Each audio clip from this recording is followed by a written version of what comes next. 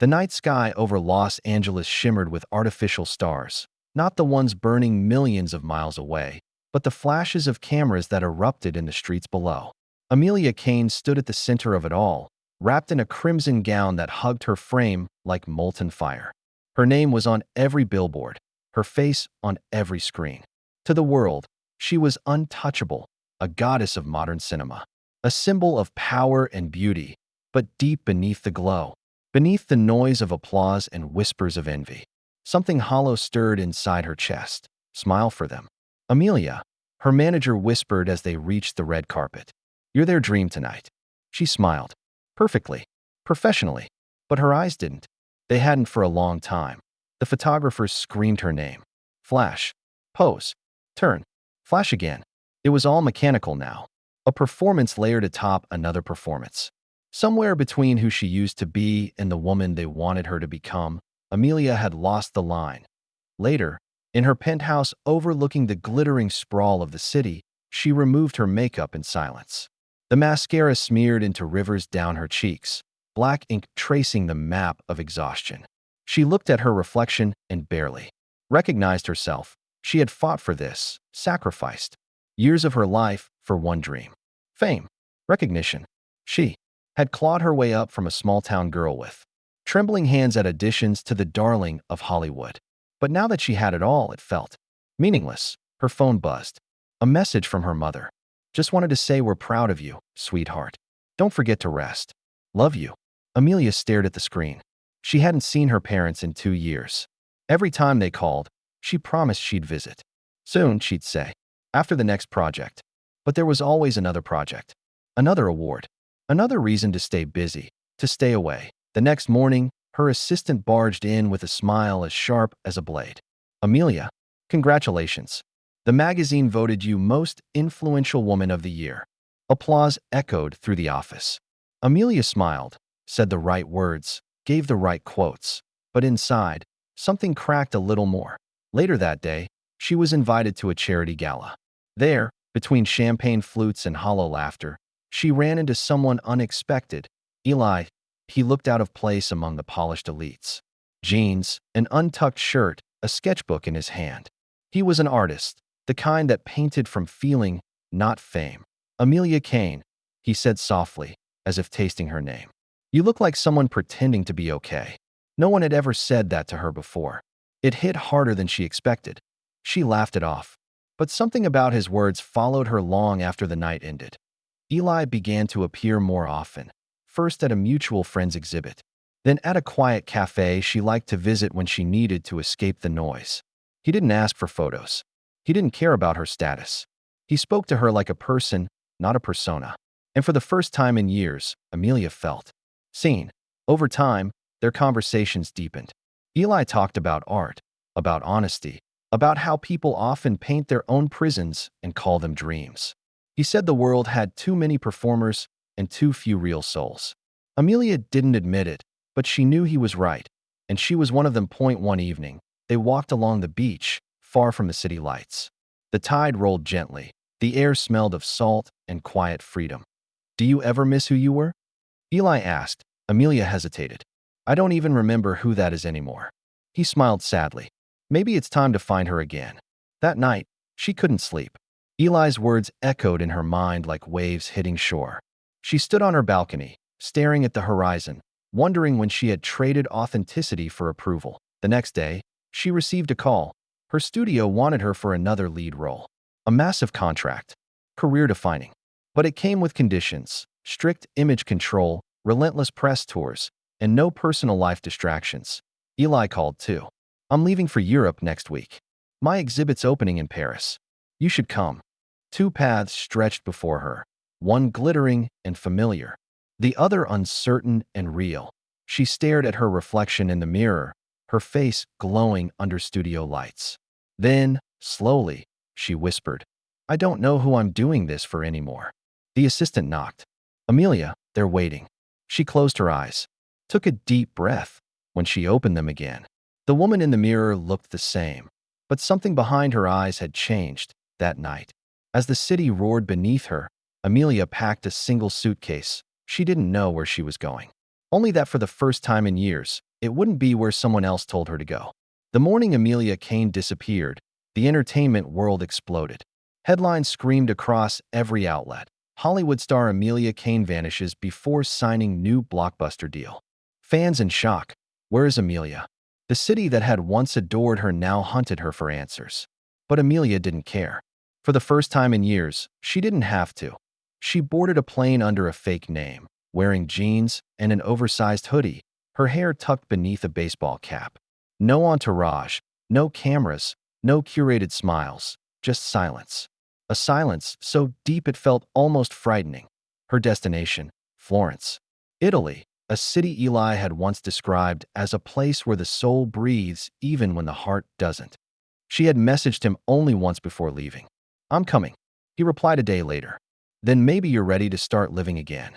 When she landed, the air felt heavier, rich with the scent of stone, art, and history. No one recognized her here.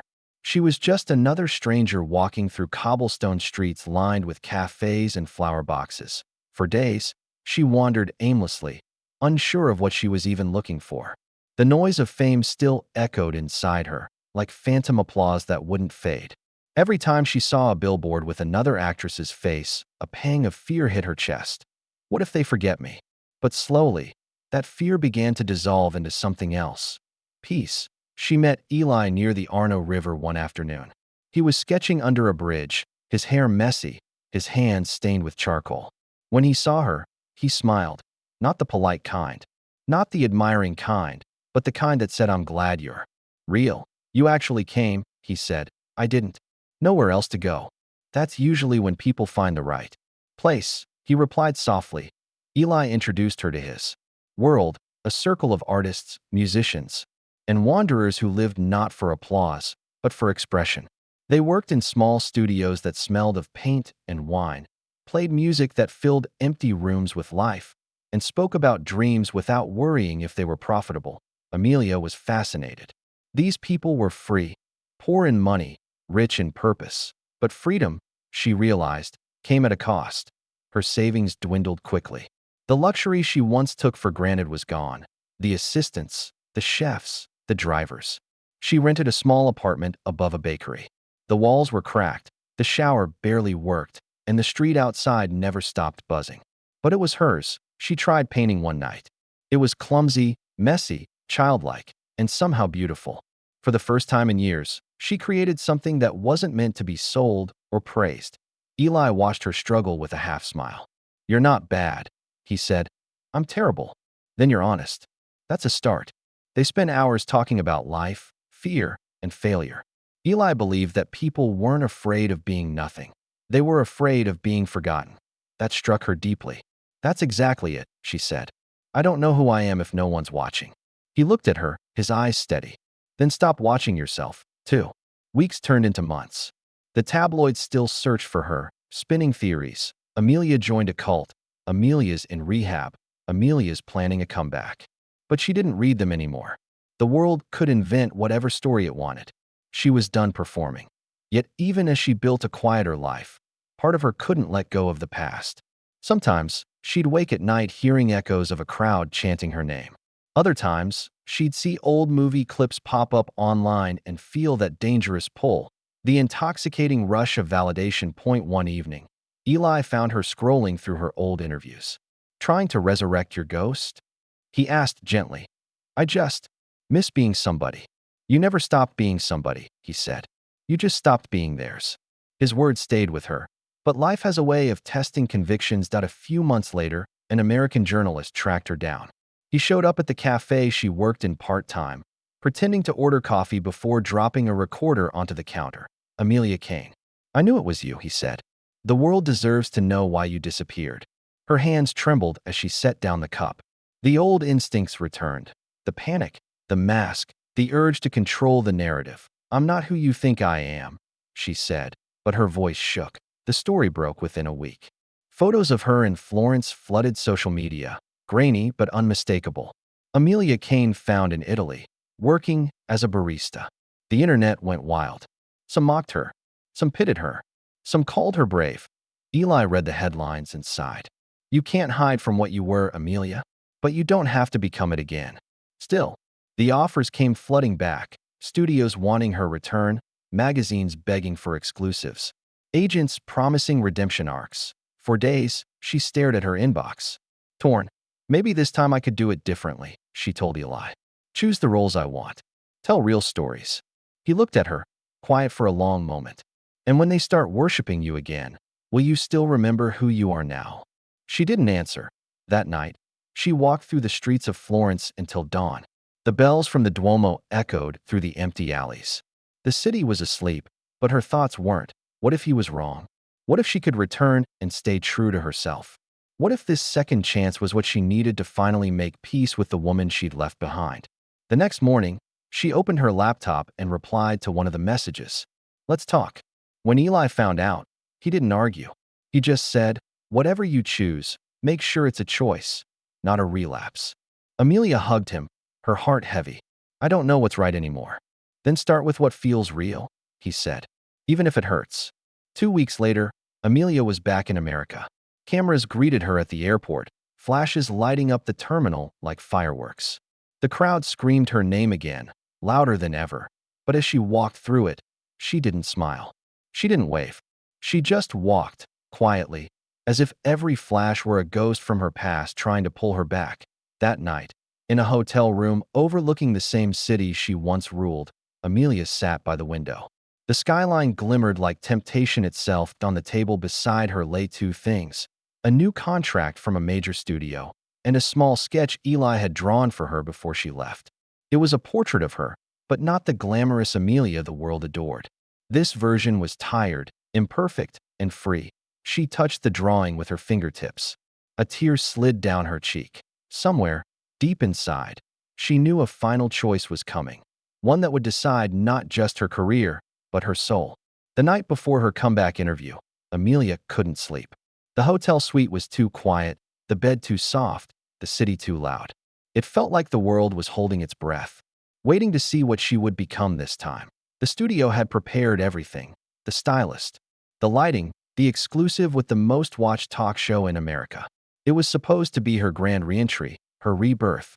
But Amelia wasn't sure if she wanted to be reborn or finally let herself die, the version the world once owned. The woman who smiled for cameras even as she broke inside at 3 a.m.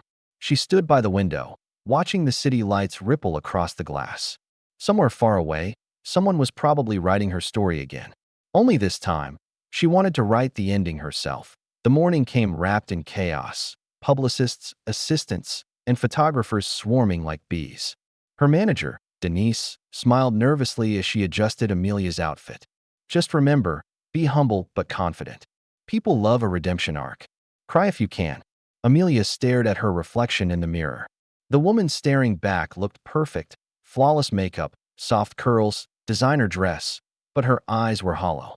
Denise, she whispered, what if I don't want an arc? Denise blinked. What? What if I just want to be? Sweetheart, no one tunes in for being. They tune in for triumph. You fell. Now they want to see you rise. That's how stories work. Amelia smiled faintly. Maybe it's time they saw something real. When she walked onto the set, applause thundered through the studio. The lights were blinding. The host greeted her with a perfect grin. Amelia Kane, America's Lost Star, returns. She sat down, crossing her legs, her heart pounding. Every instinct told her to perform, to charm, to manipulate, to control the narrative. But she didn't. Not this time. The host dove right in. The world was shocked when you vanished. Some say it was a breakdown.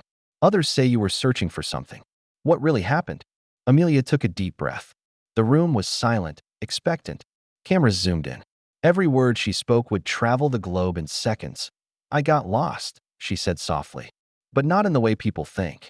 I didn't lose myself because of fame. I lost myself because I thought I was fame. When the applause stopped, I didn't know if I existed. The host blinked, slightly thrown off script. That's very honest. Amelia continued, her voice steady now. I went away to remember how to live without being watched, to figure out who I am when no one's clapping. There was a murmur in the audience, surprise, maybe even respect. The host leaned forward. And what did you find? She smiled faintly. That I don't want to be a story. I want to be a person. The interview went viral within hours. Some called it profound, others called it pretentious, but everyone watched. Millions of views, endless debates. And yet, Amelia didn't feel pulled into it this time. For once, she felt separate. After the show, she returned to her hotel and opened her phone. Messages poured in from directors, producers, even old friends she hadn't heard from in years. Among them was one that made her heart stop. "Eli, you sounded like yourself again." Her fingers hovered over the keyboard. "Did you watch it?" "Eli, yeah. You didn't perform. You just spoke. That's rare." It felt strange. "Eli, that's how truth always feels after a long lie." She didn't reply, but for the first time, she smiled without cameras. Weeks passed. The offers kept coming, bigger than before. Studios wanted her in serious roles now. Stories about identity, loss, and redemption. Irony wasn't lost on her. But deep down, Amelia knew this was her crossroads. She could step back into the spotlight and shape it her way, or vanish again, this time not as an escape, but as a choice point. One morning, she flew back to Florence without telling anyone.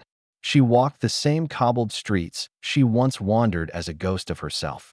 The bakery owner recognized her immediately but said nothing, just handed her a croissant with a warm smile. When she reached Eli's studio, he was there, painting sunlight on canvas. He looked older, calmer, exactly as she remembered. "You came back," he said simply. "I had to see if I still belonged here." He smiled. "You never stopped belonging. You just left to prove you could." They sat in silence for a long time. The city hummed below, alive with small, unimportant moments. Laughter, footsteps, life happening without an audience. Amelia exhaled. "They want me back. Big projects. Big money. Everything I once thought mattered." "And what do you want?" Eli asked. She thought for a while. "I want to tell stories that hurt. Ones that heal. But not because they'll trend. Because they're true." Eli nodded. "Then tell them. Just don't forget the silence between the applause. That's where the soul breathes." That night, she began writing again. Not scripts, not interviews, but something deeper. Her story. The real one. No filters, no rewrites, no PR polish. Just raw truth. She wrote about the night she wanted to disappear, the loneliness behind the lights, the beauty of obscurity. Every page felt like peeling off a layer of armor she'd worn for too long. When she finished, she didn't send it to her manager or a publisher. She printed a single copy and placed it in a small box beneath her bed. "For me," she whispered. Years passed. The world moved on. New stars, new scandals, new headlines. Sometimes, her name appeared in retrospectives. Whatever happened to Amelia Kane? But she didn't answer. In Florence, she ran a small creative retreat, teaching young artists to paint, write, and dream without chasing fame. They called her Amelia. Never miss Kane. One evening, as the sun bled gold across the hills, a young student asked her, "Do you ever miss it? The fame?" Amelia smiled. "Sometimes. But it's like missing a storm after finding shelter." The girl tilted her head. "Do you ever regret walking away?" Amelia looked out over the river, where the light shimmered on the water. "No," she said, "because I finally learned the difference between being seen and being known." Later that night, she found an old photo in one of her sketchbooks, her and Eli by the river, laughing, paint on their hands. She smiled softly, realizing how far she'd come. She didn't need the world's applause anymore. She had something better. Peace. As the bells of Florence rang in the distance, Amelia whispered to herself, "Once I lived for the spotlight. Now I live for the sunrise." And this time, no cameras were rolling. No headlines followed. Only the quiet truth of a life finally her own.